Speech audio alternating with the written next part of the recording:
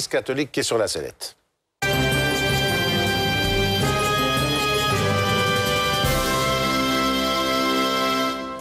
Oui, depuis plusieurs mois, l'Église se retrouve sur la sellette avec notamment la pédophilie, un chemin de croix sans fin pour l'Église catholique. Ces derniers mois, les scandales se succèdent et les révélations montrent que pas mal d'abus sexuels répétés ont été volontairement cachés. Comment réagit le pape et son entourage? Certains prétendent même qu'il aurait protégé certains prêtres pédophiles. Lui, il dit qu'il ne veut pas, je cite, se laisser intimider par les jacasseries médiocres de l'opinion dominante. Comment, d'autre part, expliquer la désaffection des fidèles? Est-ce que l'Église coûte trop cher à l'État? Est-ce qu'il faut revoir le statut des fabriques d'églises et leur subventionnement? Beaucoup de questions avec mes invités. Le porte-parole des évêques de Belgique, Éric de Beukelaar. Joël de Villet, victime d'un prêtre pédophile. Il a écrit un livre, Violé par un prêtre. Tommy Scholtes, directeur dont l'Église aborde ce problème aujourd'hui. Quand vous dites aujourd'hui, aujourd'hui ou il y a un an, exemple. 2 ans? Oui. Qu'aujourd'hui, qu'on doit faire exemple. Et donc, qu'il y a une responsabilité énorme pour la clarté qu'on doit donner. Alors, Joël de Villet, vous avez écrit un livre, Violé par un prêtre. Vous entendez ce qui est dit. Ça s'est passé quand? Donc moi, ça s'est passé en 87, oui, à Aubange, près d'Arlon, jusqu'en 91. Et j'ai dénoncé les faits en 96 au tribunal de l'église de Namur. Et il a fallu attendre 2008 pour que le prêtre quitte son presbytère. Il était prêtre auxiliaire dans le secteur près de Saint-Hubert jusqu'en 2008, alors que j'avais porté plainte au pénal en 2001.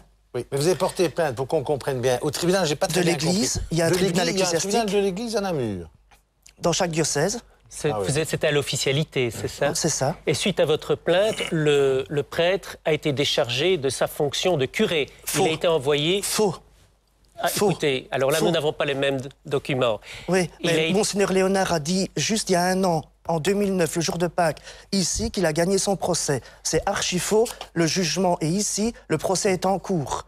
S'il avait gagné, j'aurais fait appel. Si lui avait perdu, il aurait fait appel. Donc, ce que vous dites là, je dis déjà, c'est faux, puisque même un évêque sur le plateau dit, il a gagné un procès. Le procès est en cours. Attendez, parce que je crois que ce que j'essaye de dire...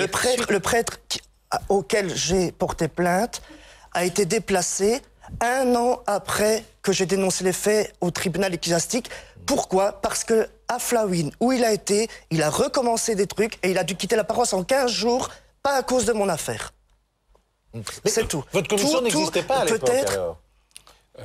Moi, je suis en fonction depuis 1 mois. Et la commission a été montée après l'histoire du trou. Oui, c'est ça. À ce moment-là, il y a eu ces lignes téléphoniques. Pour qu'on essaie de comprendre. Oui. Donc, Monsieur de Villet porte plainte devant ce tribunal religieux.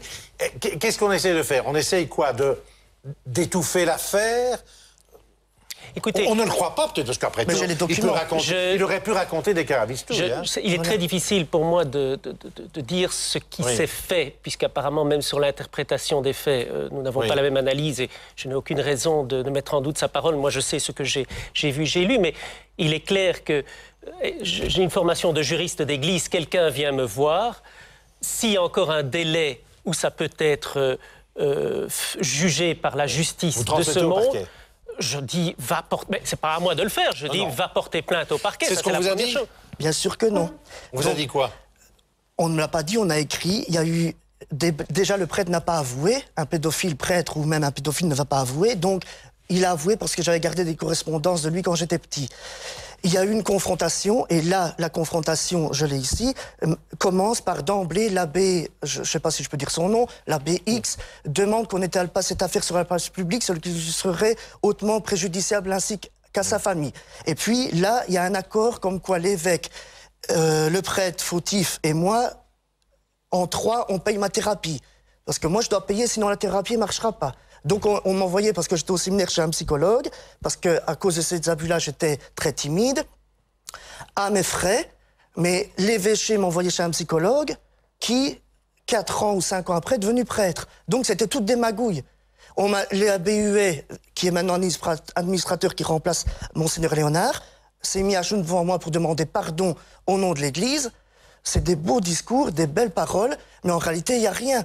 Jean-Paul II, Benoît XVI dit un prêtre pédophile, on doit le mettre à la porte. Il n'y a pas de place pour eux dans l'église. Il y a des prêtres pédophiles qui sont condamnés, ils sortent de prison, et c'est très rare quand il y en a un qui va en prison, des fois on les met dans des abbayes, ils ont une paroisse après. Le prêtre en question, il a une plainte depuis 2007 d'une autre personne. Et il a fallu attendre 2008 pour que Léonard le mette dehors du presbytère. C'est pas normal, hein. C'est des discours bidons. Lenteur. Moi, je crois que les procédures doivent être claires. Elles ne sont pas. Non, parce que d'une part, il faut aller aux religieux, de l'autre côté, il faut aller au pénal. Et ça, c'est la question, pourquoi on n'est pas été au pénal? Il n'y a pas de doute, les procédures religieuses ne sont pas en vue d'une instruction au sens judiciaire. On n'a pas les mêmes instruments, on n'a pas les mêmes éléments.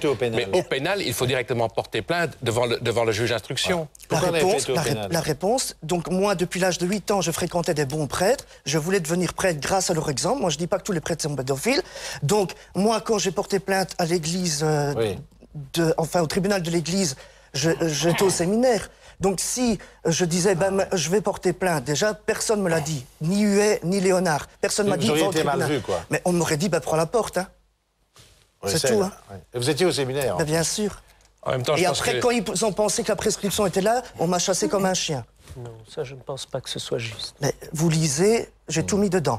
J'imagine qu'il y a une charge aussi émotionnelle de ce qu'on a vécu. Je pense que ce qui est très délicat dans ce genre de situation, c'est précisément la situation personnelle de monsieur, qu'il faut respecter. Et nous n'avons pas les éléments d'information de manière sûre. Et donc, il faut respecter et en même temps, il faut laisser des points d'interrogation ou en tout cas de suspension qui nous permettent d'élaborer l'information de manière plus claire. On ne va pas faire l'émission, toute votre émission là-dessus. Non, mais j'aimerais dire, si des victimes, c'est très rare qu'elles osent porter plainte.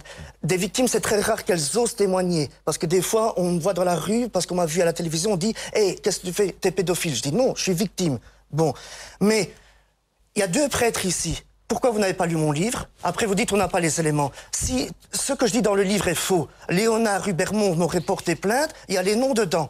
Il y a quelqu'un qui porte plainte en Belgique, vous n'avez pas lu mon livre. Porte-parole, c'est tout. Je ne pense pas que vous me l'ayez envoyé. Mais, vous voulez que... Oui, ok. L'acheter. Bon, alors, moi, j'aimerais qu'on avance un peu là-dessus. J'ai lu notamment les propos d'un psychanalyste de l'UCL, Philippe Van Merbe, qui dit, je cite, « Comment obtenir une sublimation des pulsions en permanence chez des religieux qui souffrent souvent d'une immaturité affective ?» Est-ce que vous pourriez réagir par rapport à ça? Parce que ça me semble important. On est au cœur du débat, là. Oui, je pense, mais je m'adresserai à plus compétent que moi, puisque nous avons ici quand même un pédopsychiatre de renom. Mais je pense que la question est toujours celle, nous sommes tous appelés